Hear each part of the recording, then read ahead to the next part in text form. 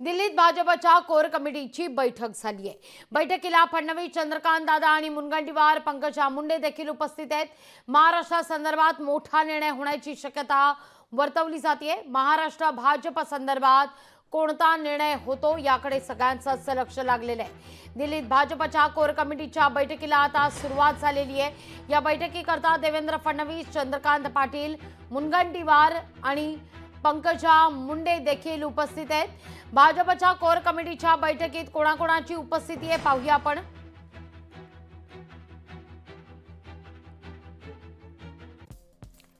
Pankaja Munde, Raosaheb Danve, Chandrakant Patil, Sudhir Mungantiwar core कमिटीच्या बैठकीला उपस्थित।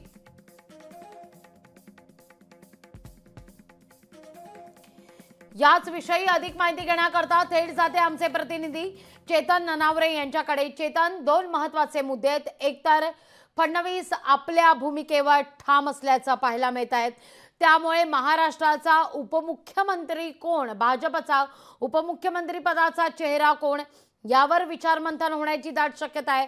आणि दुसरा आणि अत्यंत महत्त्वाचा मुद्दा म्हणजे विधानसभा निवडणुकांच्या दृष्टीने होत असलेली मोर्चे बांधणी। नेमका या बैठकीकरता जे चार महत्त्वाचे चेहरे सहभागी झालेले आहेत त्यामध्ये पंकजा मुंडेंची उपस्थिती देखील सगळ्यात महत्त्वाची आहे।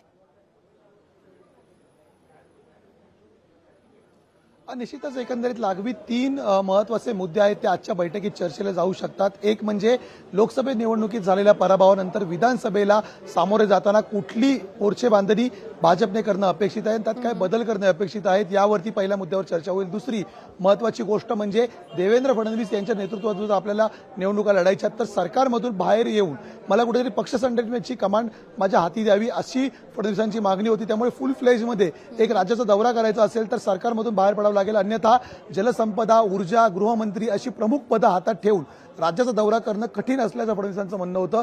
तिसरी महत्त्वाची गोष्ट म्हणजे एकूणच जो कास्ट फॅक्टर होता, म्हणजे दलित आणि मुस्लिम मतं कुठेतरी विरोधात गेलेली आपल्या लोकसभेला पाहायला मिळाली होती। त्यामुळे आता विधानसभेच्या निवडणुकीमध्ये या गटांना सोबत घेताना कुठेतरी मराठा आणि ओबीसी मतंही दुखावली जाणार नाहीत याची काळजी घ्यावी लागणार आहे। कारण एकीकडे जरांगे पाटील उपोषणाला बसलेले, दुसरीकडे लक्ष्मण हाकेने आंदोलन चालू केलेलं आहे। त्यामुळे ओबीसी आणि मराठाच्या या भांडणामध्ये सरकारला किंवा भाजपला कुठलाही नुकसान होता कामा नये, या अनुषंगाने नेमकं कुठली रणनीती आखता येईल या संदर्भात सुद्धा चर्चा अपेक्षित आहेत।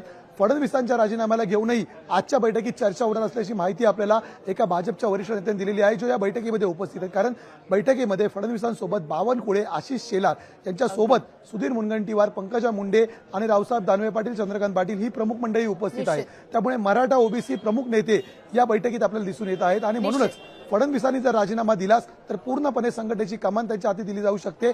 अशा वेळी त्यांची जी प्रमुख खाती आहेत, ऊर्जा खातं असेल, गृह खातं असेल, जलसंपदा सारखं खातं असेल, ते नेमकं कोणाच्या हातात द्यायचं या संदर्भातील सुद्धा चर्चा आज केली जाईल। आणि एकूणच फडणवीस यांच्या निर्णयावरती पक्षश्रेष्ठी आपलं मत मांडतील आणि त्यानंतरच पुढील विधानसभेची आखणी केली जाऊ शकते। अन्यथा फडणवीसांसंदर्भात निर्णय मागे ठेवून पुढची रणनीती आखणं भाजपसाठी कठीण जाऊ शकते। चेतन, तुर्तास धन्यवाद तुम्ही दिलेल्या एकूणच सविस्तर माहिती करता।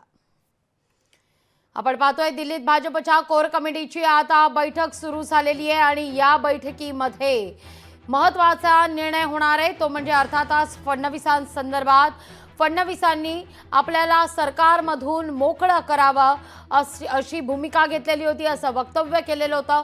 लोकसभा निवडणुकीत भाजपचं राज्यातील एकूणच स्थिती पाहता मोर्चे बांधणी करण्याकरता म्हणून आपल्याला नेतृत्वातून मोकळं करावं, सरकारमधून मोकळं करावं असं म्हटलेलं होतं। या भूमिकेवर या कोर कमिटीच्या बैठकीमध्ये आज विचारमंथन होणार आहे।